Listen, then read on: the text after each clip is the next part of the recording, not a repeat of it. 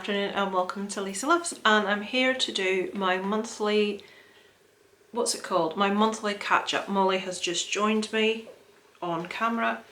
There we go. She's had her groom, so she looks like a chihuahua. Don't you? Don't you look like a chihuahua? I've had to banish the boys to another room to get peace to do this. So right, let's get into it. Yes, I've bought something that resembles a Christmas tree behind me. No, it's not a Christmas tree. We have our Halloween decorations up. Yes, 1st of October, up they went. I took a video, but I think it's really, really bad quality. I might put it up. I might not put it up. It's just terrible quality, but we shall see. We shall see if I can be bothered. So, this... Oh, I've just scrolled the wrong thing. This is my catch-up for the month of September. We are now into October. Let me get the recorder on. Last month this didn't actually work, so let's keep our fingers crossed for this month. So, my first movie in September was on the 6th of September. I went to the cinema to see It Chapter 2. I think I said in the last video that I really, really enjoyed it. I preferred it to number 1. The freaky stuff in it I just thought was incredible. The ending I had issue with, but having given it time to ruminate, and a couple of things a couple of friends said made a lot of sense to me, so I'm a lot happier with the ending now. I was looking at it from the wrong angle, haven't read the book, so yeah, I really enjoyed it, Chapter 2. Oh, just a moment before we continue for my t-shirt. Right, Molly, can we get up? Wait to see this t-shirt. You'll probably only know what this is if you're in the UK. It says Zippy, what does it say at the bottom? Zippy Stardust. If you've ever watched Rainbow as a child in the UK, you will know who Zippy is. And obviously Ziggy Stardust. I've got another one that says Welcome to the Bungle, with Bungle Bear on. If you're from America, you won't have a clue what I'm talking about. Also on the 6th, I watched Nell. This is a rewatch of a movie I've watched many times. It's got Liam Neeson in from my hometown, who's got a bit of a shadow over him right now for all that stuff. Nell, sorry, Jodie Foster, who is one of my favourite actresses. I love Jodie Foster. She is in this as a woman that, basically a wild woman who lives in the middle of nowhere with her mother who dies. Not a spoiler, the movie's about her. She is encountered by Liam Neeson and a female doctor. He's also a doctor. And she talks in this weird language. They're trying to sort of work out what she's saying, try and get her introduced into society, understand her. It's quite a different movie, and it really pulls on the old acting chops of these actors, and they do an incredible job. It won't be for everyone, but the acting's incredible, and I love Jodie Foster, so that's why I checked that one out. I have seen it a few times. It's one of my dad's favourite movies. On the 7th, I watched Boy Erased, which is it called Gay Conversion? It's awful.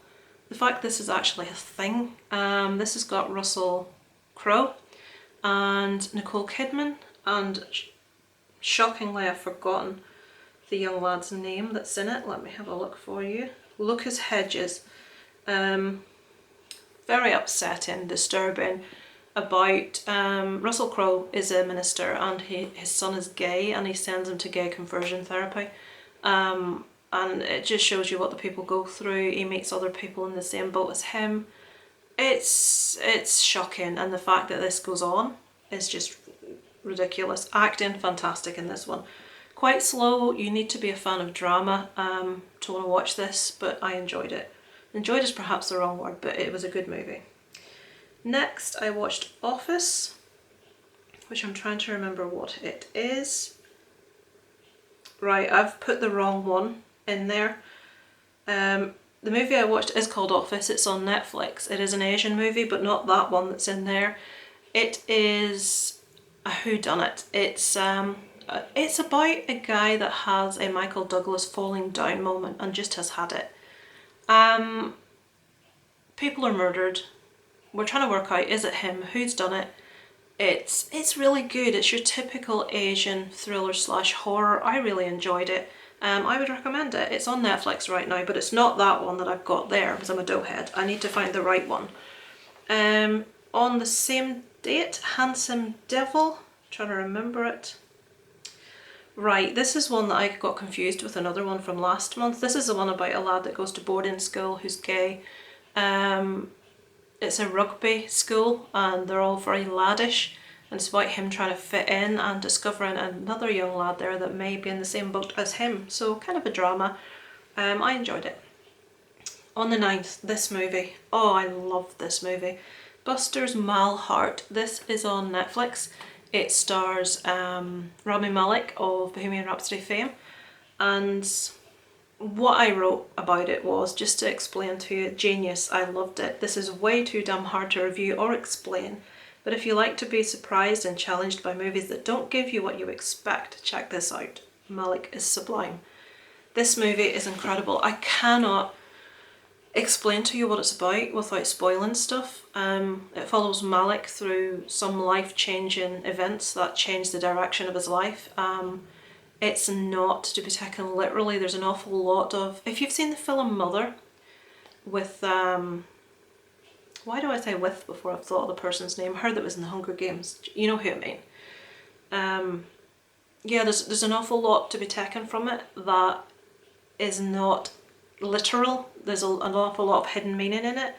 My screen recording's switched off. Oh, this is because I talk too much. Back on. I would thoroughly recommend that, but you may walk away from it saying, huh? What? But what about this? But what about that? You can't end it here. I loved it. Some people will love it, some people will hate it, some people will just be completely confused by it. It was right up my street. I loved it. On the 10th, I watched The Dead Don't Die. As with last month, my buddy, Strange Monkey, warned me. Last month he warned me about La Llorona. I did it anyway. He warned me about The Dead Don't Die. I did it anyway. This was bad. We lasted half an hour and couldn't bear it anymore. We had to switch it off. I can't even, how did they get the cast? The repetitive, really bad jokes that just don't land. It's just awful. Don't watch it. Same night I watched Ma, which I was really looking forward to, with Octavia Spencer, who I love. I think she's a fantastic actress. It also had Juliette Lewis, who is one of my all-time biggest girl crushes. I've always loved her. Fantastic actress, amazing live rock performer. But I enjoyed it, don't get me wrong, I liked it, but I didn't think it was as good as I expected it to be. I think Kathy Bates and Annie Wilkes has spoiled Mad Woman for me forever. It just won't ever be achieved on that same zenith as Kathy Bates did with Annie Wilkes. And I was expecting a similar madness from Octavia Spencer and didn't quite get it. I did like it, didn't love it. On the 11th, I watched Wild Rose, which was a recommendation from my buddy Chris from the YouTube channel Chris and Toria. I really enjoyed this. This is a movie about a young Scottish working class girl. Hadn't got very much, but she has an amazing voice and she wants to make it as the next big country singer, but everyone laughs at her, and it just follows her quest for success, and it's just a thoroughly captivating... The girl in it's fantastic. Hang on, what's her name? Other better YouTubers would be Jessie Buckley. Really, really good. Julie Walters is in it as well. So yeah, Wild Rose. Really enjoyed that. On the 13th, the latest in the John Wick saga, Parabellum. I enjoyed it. It was fun. Keanu Reeves was in it. What's not to like? I could watch the man painting a wall for an hour and a half. But the fight scenes just got ridiculous. And it's that James Bond moment of 100 bullets and not one of them hits you. And injuries that were on one side and then all of a sudden they're on the other side. And it's like, what's going on there? So some of the action scenes were stupid. It started off and I thought, oh my goodness, the fight scenes in this, the choreography is incredible. It's so fast. But then there were too many and they went on too long and some of them got a bit silly. But it was fun. I enjoyed it. The 14th, Unbelievable. Oh right, this is a Netflix drama. It may be 8 parts, I think. It's about a young girl that, again, if you want to know nothing about anything, you shouldn't watch these, but I will never tell you anything more than it gives you in the little blurb on Netflix or the back of a DVD cover. Unbelievable is about a girl that undergoes a sexual assault, and it's about her quest to try and prove that to a lot of people that don't believe her. and other very similar cases happen, but because they happen in different states, the police don't tie these together. This has got, what's her that was in that film that I liked last year? Hereditary. Oh dear me. Sorry guys. Toni Collette's in this. And is it Caitlin Dever that plays the young girl? I'm sorry, but it doesn't really matter who's in it. Just watch it. It was really well worth watching, fantastically acted. Toni Collette plays just a fantastic cop. She's incredible. Really, really enjoyed it. Liked the conclusion of it. Liked the acting in it. Really good piece of TV well, it's a drama. On the 18th, Marianne. Oh, I love this. This again is a Netflix horror show. So this is French. It's really, really creepy. If you like The Haunting of Hill House, this is proper creepy in places. It really did get my old pulse quickening. It's quite hard to frighten me, but this really did creep me out in quite a few places. I really enjoyed it. If you don't mind subtitles, check it out. There is some like weird stuff in it, but it was proper creepy. So Marianne, I thoroughly recommend that. On the 20th, Mr. Right. When was that? Ah, yes. I watched, this is when I get in the mood for a really easy watched, like rom-com sort of thing. I really like Anna Kendrick, which is why I watched this. Sam Rockwell, yeah, you know, I like him okay as well. This is about a girl that just keeps falling for the wrong guy, and she thinks eventually she has met Mr. Right, but there's a lot more to him than you would expect. I won't say any more than that, but if you like a fun rom-com, chick flick, Mr. Right, it's not bad. On the same day I watched Tall Girl. Oh, teenage girls might like this. I thought it was bloody awful. What's the girl in it called? Ava Michelle. Her acting is completely fine. This is a movie that anyone that was bullied in school for any particular reason will relate to. She's excessively tall. Obviously, us as adults look at her and think, yeah, you're excessively tall, you could be a model, you're tall, beautiful and blonde. But because she's taller than everyone else, people bully her and tease her. And a exchange student from Sweden, I believe, comes into the school, and he's just the epitome of everything that all the girls fancy. And she has her sights set on this lad, and it's about her journey to self-acceptance. And there's that hurrah moment in it and all the rest. It's basically teen movie by numbers. I'm really clasping for anything on Netflix that I haven't seen. It came up, I hadn't seen it, I watched it. It was pretty naff, to be fair, but I did watch the end of it. So I gave it 1 star out of 5. It was better than The Dead Don't Die. On the 28th, I watched Haunt, which is one that quite a few people have been reviewing at the moment. I haven't really been watching videos from the horror community. I just don't have the time. I just had to step right back from it all. A couple of people I still do as their personal friends, and I try to support their channels. Strange Monkey reviewed this, and Aaron from Screen Stars reviewed this one, and they both were quite favourable about it. I watched it, I enjoyed it, I thought it was really good. It had some good gore in. The only thing about it that really annoyed me was the stupidity of the people in it. It's like every victim you put, I've got my legs gone to sleep, I've got really bad pins and needles, sorry guys. Every bad decision a person can make in this movie, every single person makes it, and it's incredibly frustrating. But yeah, it was decent, it was okay, it was a nice little horror flick, so yeah, I would recommend that one. Same night I watched In the Shadow of the Moon. Now, I know Monty, Horror Miser Monty G's reviewed this, and Aaron again from Screen Stars has. I think I much preferred it to them two. They both had slight issues with different parts of the movie. I thoroughly enjoyed it. It was so totally unexpected for me where it took us. It follows a policeman whose wife is pregnant. He's given too much time to the job. He wants to be detective, and this massive case arises, and he is tied to this case for years.